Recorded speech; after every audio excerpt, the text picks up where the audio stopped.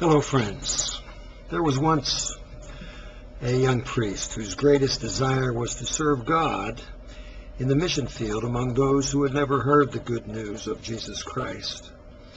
He spent his entire priestly life laboring to convert those under his care, but conditions were hard, and he never had success. His efforts were constant, but his weaknesses were also apparent. And after many fruitless years, his superiors and finally he himself were convinced that he should return home and leave the care of his mission to other people. Disappointed and humbled, yet still loving his people, he made the rounds to say goodbye to his friends. They had meant everything to him, but he apparently had not meant so much to them. A plane and 2 trains later, the aging and discouraged priest was looking out the window at the passing scenery in bittersweet remembrance of his misspent life. How could he have failed? Why had he gone so long, obviously misplaced? Why had the people not responded to his faithful efforts? How could they discard him now? What did the future hold for a tired and an aging servant of God?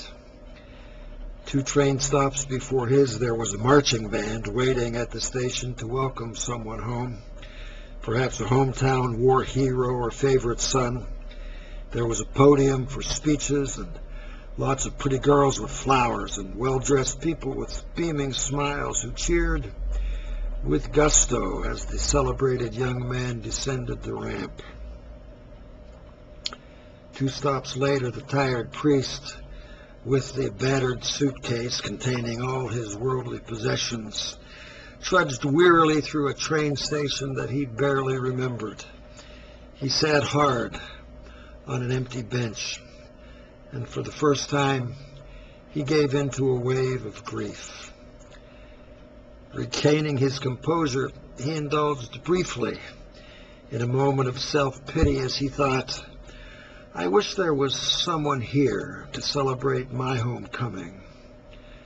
At that moment, his guardian angel, who had presided over all of his efforts, whispered in his ear, there will be, but you're not home yet.